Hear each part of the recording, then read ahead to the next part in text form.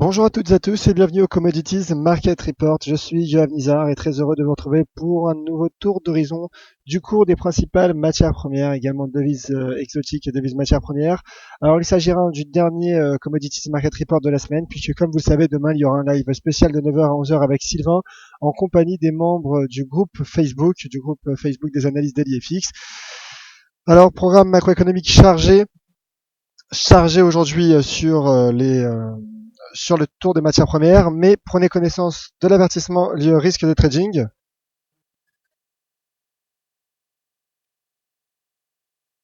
Négocier sur marge sur le marché des devises ou via des produits CFD comporte un risque élevé et ne peut être recommandé à tout investisseur. FXM et DLFX ne pourront en aucun cas être tenus responsables de pertes ou dommages occasionnés, incluant sans restriction des pertes ou manques à gagner qui pourraient découler directement ou indirectement de l'utilisation de ces informations. Voilà, n'hésitez pas à me confirmer que le son et l'image fonctionnent bien. Peut-être quelques petits problèmes de son qui sont a priori réglés. Je vous en remercie.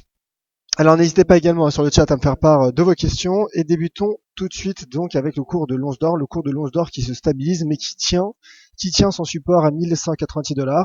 Donc pour le moment, je maintiens ma stratégie haussière moyen terme sur le cours de l'once d'or. Pourquoi? Pour plusieurs raisons. Donc tout d'abord, nous n'en avons pas fini encore avec les incertitudes liées à l'économie chinoise. Je rappelle qu'il y a eu la publication du taux d'inflation en Chine l'année dernière qui a déçu, qui n'est pas parvenu à surperformer, à battre les attentes du consensus, mais également les marchés actions qui, malgré leur rebond, restent tout de même fragiles et dans des tendances baissières. Donc dans ce contexte, l'once d'or peut en profiter. Il y a également eu la publication des minutes de la Réserve fédérale hier soir, et ces minutes sont plutôt accommodantes puisque la Fed fait part finalement des craintes de certains de ses membres du comité de politique monétaire, donc du FOMC, concernant justement les craintes liées au ralentissement mondial, et donc le dollar en a souffert, et ainsi ça a ainsi profité au cours de l'once d'or, donc qui clôture la séance d'hier en hausse après 3 séances de consolidation et qui se stabilise en début de séance. Toutefois, comme je vous le montrais en ce début de semaine, l'indicateur de momentum RSI est toujours soutenu par cette droite de tendance haussière en données journalières. Donc pour le moment, on reste dans une tendance haussière, malgré le fait bien évidemment que cette hausse logiquement ralentit suite à ces 2 dernières semaines qui ont été fortement haussières pour le cours du métal jaune.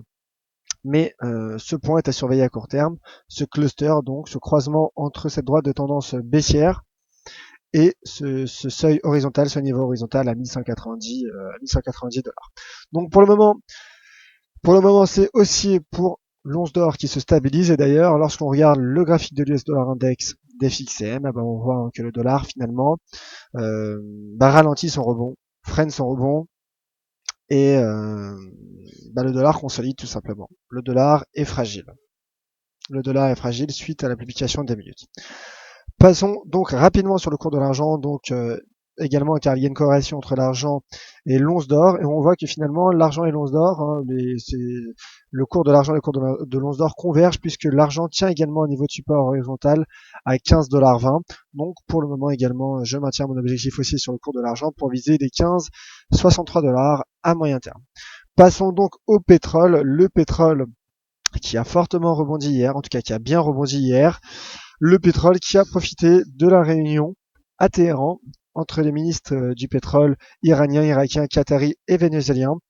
Et l'Iran, en effet, soutient ce gel de production décidé hier par les pays membres de l'OPEP, sauf Iran, la veille à Doha. Donc mardi, il y a eu cette réunion à Doha, mais qui n'a pas plu au marché. Le marché n'a pas salué cette réunion de Doha, et car finalement le marché semble attendre la décision de l'Iran, semble suivre et vouloir une mesure concrète, notamment de la part de l'Iran, qui fait son retour sur ce marché pétrolier, sur ce marché du pétrole. Et donc, c'est la raison pour laquelle le cours du WTI a complètement retracé la baisse de la veille, comme vous le voyez donc sur ce graphique en données journalières. Et pour le moment, le cours rebondit malgré une stabilisation en début de séance, qui est logique puisque cet après-midi, à 17h, Il y aura la publication des stocks de brut aux États-Unis selon le département de l'énergie. Donc une très forte volatilité est attendue cet après-midi. Donc prudence si vous avez des positions ouvertes sur le cours du pétrole ou des devises qui sont liées au cours du pétrole. D'ailleurs, j'en profite pour vous rappeler que demain, il y aura l'expiration du contrat US Oil chez FXCM. Et donc, c'est également un élément à prendre en compte. Alors, pour revenir au WTI, donc comme je le disais, qui rebondit suite à son doji libellule effectué vendredi dernier, et qui tient son rebond. Le cours tient son rebond, il a effectué 3 séances de hausse sur les 4 dernières. Donc le cours du WTI, pour l'instant, rebondit, mais ne parvient pas encore, du moins, à franchir cette résistance à 32$. Donc pour le moment, tout de même, il y a un scénario de rebond. En tout cas, j'ai un scénario de rebond sur le cours du WTI, mais qui reste tout de même dans une tendance baissière. Donc prudence tout de même avant de passer à l'achat sur le cours du WTI, qui, je le rappelle, n'a pas encore franchi de résistance. Le Brent également, le Brent qui lui a franchi la résistance à 34,60 mais qui se maintient toujours sous ses plus bas niveaux de 2008 à 36,20. C'est la raison pour laquelle malgré ce rebond, le cours du pétrole reste fragile. Toutefois, malgré justement le soutien de la part de l'Iran, sachez tout de même que l'Iran n'est toujours pas d'accord pour geler sa production. L'Iran est en reconquête, est en quête de parts de marché. C'est la raison pour laquelle finalement le cours rebondit, mais reste tout de même fragile d'un point de vue fondamental. Le cours du cuivre à présent, le cours du cuivre qui se replie en début de séance, et cela fait suite selon moi à la publication des chiffres de l'inflation en Chine qui sont ressortis. L'inflation, le taux d'inflation global est ressorti inférieur aux attentes du consensus. Il est ressorti à 1,8%. Donc comme on le sait, le cours du cuivre est directement lié à l'économie chinoise. Et autre élément également à prendre en compte, c'est la dépréciation du yuan. Le yuan se déprécie, notamment suite à cette inflation finalement. Et donc cela met bien évidemment sous pression la demande chinoise, ce qui explique finalement que le cours du cuivre, le cours du cuivre qui est directement, je le rappelle, corrélé à l'économie chinoise, consolide en début de séance. Mais tout de même, dans les prochaines séances, pour une stratégie swing, je maintiens mon objectif de rebond sur les 2,10 puis 2,14$, puisque nous nous trouvons dans un trading range. Le cours du cuivre se situe dans un trading range entre les 2 et 2,14. Après s'être replié sous les 2,14, il rebondit sur les 2$. Donc pour le moment, ça suit son cours et je maintiens mes cibles à 2,10$, 2,14$, malgré un début de séance sous pression pour le copper. Le cours du gaz naturel, donc un point sur ma stratégie baissière de début de semaine qui prend forme malgré finalement malgré un rebond hier. En tout cas sous 2$, je reste baissier pour viser à moyen terme 1,81$ pour le cours du gaz naturel. Un scénario d'invalidation bien évidemment en cas de franchissement à la hausse des 2$. Toutefois, le cours a tout de même significativement baissé en ce début de semaine puisqu'il a atteint les 1,88, quasiment 1,88$. Donc pour le moment, je maintiens ma cible, mon objectif baissier, ma stratégie baissière pour le cours du gaz naturel. Et d'ailleurs, j'en profite pour vous rappeler également que cet après-midi, il y aura la publication des stocks de gaz naturel aux États-Unis également, selon le département de l'énergie. Alors, rapidement, le palladium qui se stabilise et qui semble effectuer un pullback sous les 503$, alors que le platine également pullback sur les 930$. Passons à présent aux devises matières premières et devises exotiques. On revient sur ma stratégie baissière USD CAD qui a pris forme. J'avais un scénario d'invalidation à 1,40$ qui n'a pas été franchi. Et donc le cours baisse, a fortement baissé hier, profitant du rebond des cours du pétrole. Et donc là, à court terme, je vise ce croisement, cette droite de tendance haussière. Cette droite de tendance haussière formée depuis le 14 mai. Donc à court terme, je pense qu'on peut atteindre les 1,36. Toutefois, là, le cours est sur un niveau de support court terme, donc prudence tout de même. Mais je reste baissier pour le taux de change USD CAD pour plusieurs raisons, notamment techniques. Et c'est un graphique donc en monthly que je veux vous montrer. Regardez ce graphique en monthly suite à un point haut atteint le mois dernier, en janvier. Le cours a effectué, la bougie mensuelle a clôturé sous la forme d'un pendu inversé, qui est une figure de retournement baissière. suite à un point haut surtout, un point haut qui a des niveaux qui n'étaient plus arrivés depuis l'année 2003. Donc en effet, on a eu un reversal, un reverse. Donc c'est la raison pour laquelle, d'une part, à moyen terme, je suis baissier. Je pense que l'on peut facilement atteindre à moyen et long terme, puisque nous sommes en monthly, atteindre les 1,3450. Et également en weekly, cet avalement baissier qui est apparu sur le cours, sur le taux de change USD CAD. Et d'ailleurs, en weekly, le cours est en train d'enchaîner une 5e séance de baisse consécutive. Donc, pour l'USD CAD, je suis clairement baissier à moyen long terme pour le moment, et d'ailleurs même à court terme, je pense que le cours, bon, à court terme c'est différent car il y a un niveau de support, mais c'est surtout que après la forte hausse de cours du pétrole, le cours du pétrole finalement subit en début de séance une prise de bénéfice, et je rappelle qu'il y aura la publication hebdomadaire des stocks aux États-Unis. Donc baissier USD CAD, baissier moyen terme USD CAD. Un mot rapide également sur d'autres devises exotiques, une autre devise liée finalement liée au cours du pétrole, c'est la couronne norvégienne, qui a accusé une forte baisse hier, qui s'est fortement repliée également et qui repasse sous les 8,60. Donc sous 8,60, je suis baissier pour le taux de change USD NOK, mais je rappelle pour ces taux de change que le dollar américain est également affaibli suite aux publications des minutes. Donc à la fois le rebond du pétrole et la faiblesse du dollar américain expliquent la baisse de l'USD CAD et de l'USD NOK, mais j'ai une conviction plus forte à la baisse sur l'USD CAD qui a cassé les 1,38 hier. Donc à moyen terme, comme je disais, baissier sur ces taux de change. Alors rapidement, le taux de change NZD-USD qui rebondit, alors que pourtant hier il avait cassé son support à 0,6610, mais qui rebondit, mais qui se maintient toujours sous cette oblique baissière. Donc sous cette oblique baissière, je reste baissier pour le taux de change NZD-USD qui teste un pivot dynamique. Donc ce qui serait prudent bien évidemment, c'est d'attendre potentiellement la clôture hebdomadaire. En clôture hebdomadaire, pour le moment, le cours tient cette oblique solide. Donc si on tient cette oblique, on peut s'attendre à un repli sous ce niveau pour viser les 0,65. Le risque est bien évidemment la cassure, le breakout, auquel bien évidemment il y aurait un scénario d'invalidation en cas de breakout weekly sur le taux de change NZD-USD. Un mot bien évidemment sur le dollar australien, puisqu'il y a eu les chiffres de l'emploi en Australie la nuit dernière. Alors les chiffres de l'emploi sont ressortis de manière mauvaise. Les chiffres de l'emploi ont été mauvais en Australie, puisque le taux de chômage a progressé à 6%, et il y a une destruction de 7,000 plus de 7000 emplois détruits en Australie au mois de janvier, alors que le consensus s'attendait à une création de 13 000 emplois. Donc forte destruction inattendue des emplois en Australie, et rapport NFP entre guillemets mauvais australien, ce qui explique le repli du taux de change AUD-USD. Toutefois, le taux de change AUD-USD tient son support à 0,7150.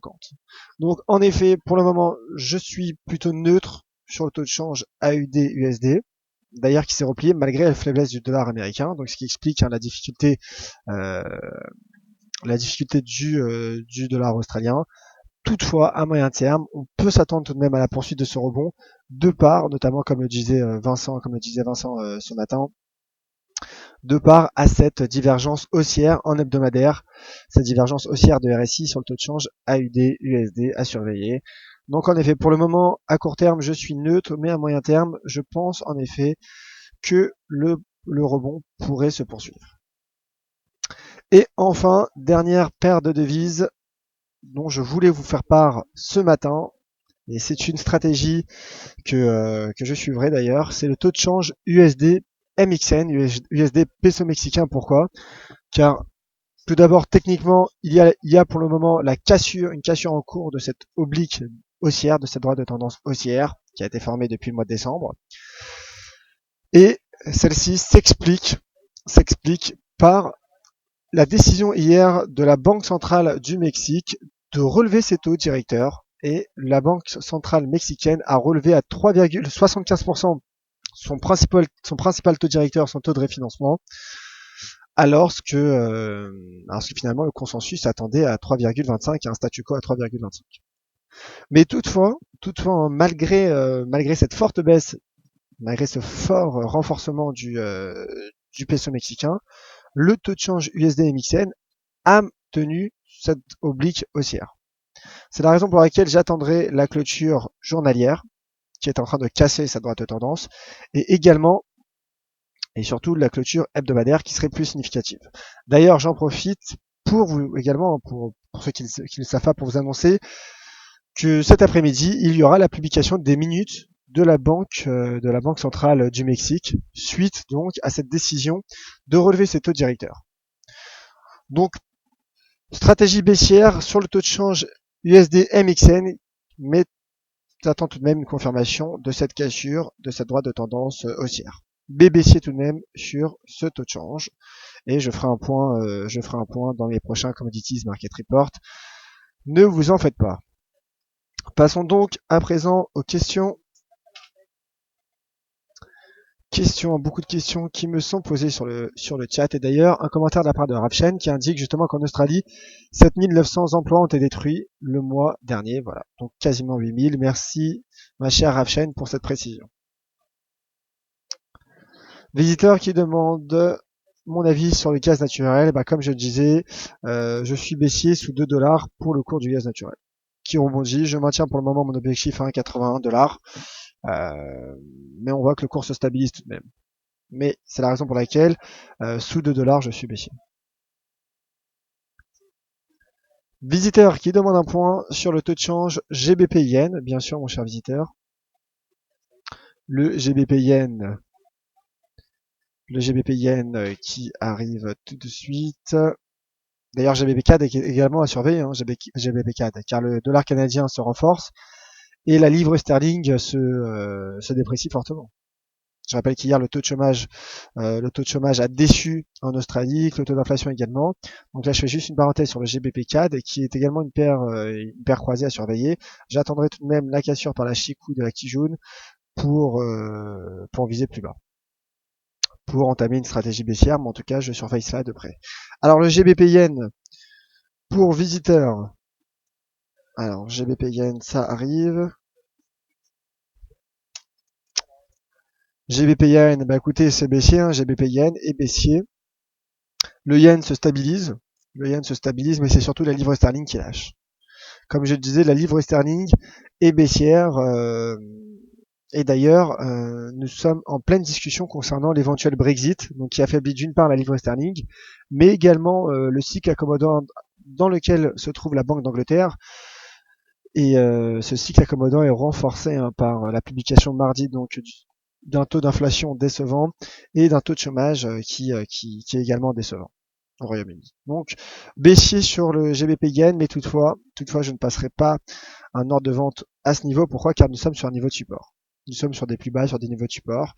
Donc c'est la raison pour laquelle j'attendrai pour le moment. Mais le risque est baissier tout de même.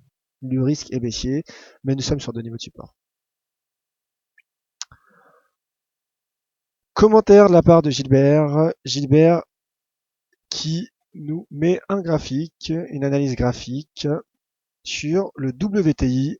Et Gilbert, donc, qui a l'impression que l'on pourrait franchir les résistances et qui rappelle qu'à 17h, il y aura les stocks de pétrole. Bah, en effet, hein, lorsqu'il y a une forte augmentation des volumes, cela pourrait permettre justement la cassure de niveau de support ou résistance. Et en effet, je pense également que l'on pourrait casser une résistance, mais cela dépendra bien évidemment des publications. Mais en même temps, ces dernières semaines, on a vu hein, que même s'il y a eu, même si finalement il y avait eu des stockages ou des destructions ou des déstockages, le cours allait en sens inverse, donc le cours est très volatile, le marché je dirais un peu instable en ce moment sur le cours du pétrole. C'est un marché assez difficile, je l'accorde. Alors en effet, la tendance de fond reste baissière, donc le risque, je dirais, est baissier, mais on sent qu'il y a tout de même un rebond qui est en train d'être initié, avec notamment des fondamentaux qui commencent à soutenir l'hypothèse d'un rebond. Voilà, comme vous dites, c'est difficile, et on pourrait casser avec le retour des volumes cet après-midi des résistances. Merci mon cher Gilbert pour ce graphique. Visiteur donc qui demande, qui remercie tout simplement pour un point entre WT et Brent, ça m'a écouté avec plaisir si j'ai pu vous aider. J'en ai beaucoup parlé. Et donc Gérald, commentaire de la part de Gérald, question même, bonjour, pouvez-vous expliquer les très fortes baisses du taux de change USD MXN et de l'USD ZAR? Écoutez, l'USD peso mexicain, je l'ai expliqué, c'est le relèvement des taux directeurs de la banque centrale mexicaine. Mais comme je disais, le cours a tenu cette oblique haussière, qui est en train de casser d'ailleurs en début de séance. Il y aura les minutes du peso mexicain, pardon. Il y aura les minutes de la banque centrale mexicaine cet après-midi. Et d'ailleurs également un niveau de support intéressant à surveiller. À court terme, bien évidemment, il s'agit de ce niveau à 17,96. Alors pour l'USD ZAR, je ne suis pas malheureusement je ne suis pas cette paire de devises. Toutefois, jetons tout de même un coup d'œil sur ce taux de change. Jetons un coup d'œil sur ce taux de change donc qui arrive.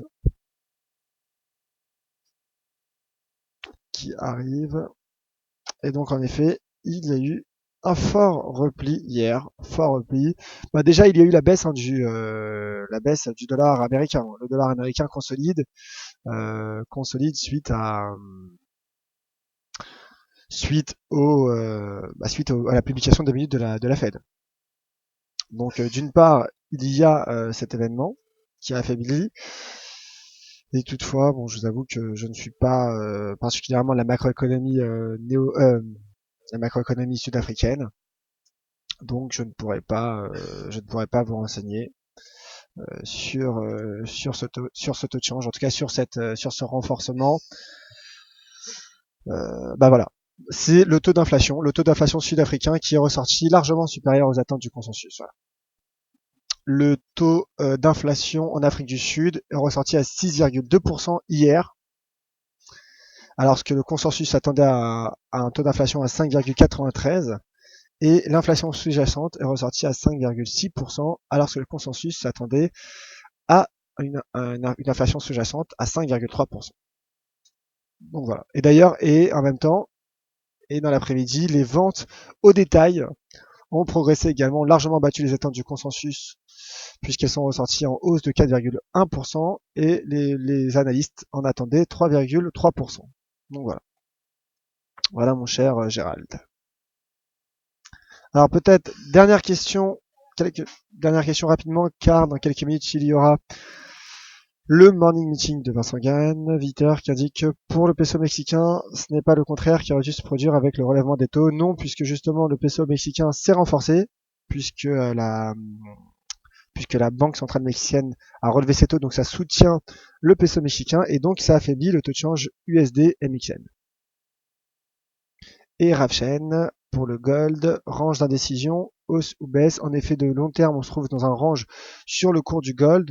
Pour le moment, je maintiens mon opinion haussière pour le métal jaune, mais on voit tout de même qu'il y a un ralentissement. Mais le cours du gold tient tout de même son support à 1190 et le RSI est soutenu par cette droite de tendance haussière.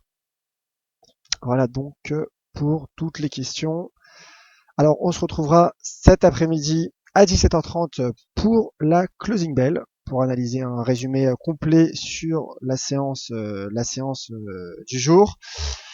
Je vous attends d'ici là sur Twitter @tuavnizar, et juste également pour finir le GBP-NZD qui est en train de casser ce niveau dont je parlais en début de semaine à 2,16, qui sort également par le Kumo, et la Chikou est en train de casser en weekly, la Kijun, donc qui sont pour moi en cas de confirmation de cette clôture hebdomadaire, je confirme, en tout cas je dégagerai une stratégie baissière, j'aurai une opinion baissière sur le taux de change GBP-NZD. Merci à vous tous. Tout de suite le morning meeting avec Vincent Gann, c'était Yoav Nizar pour le Commodities Market Report que vous retrouverez lundi et non pas demain, lundi à 10h30. Très bonne journée et à tout à l'heure.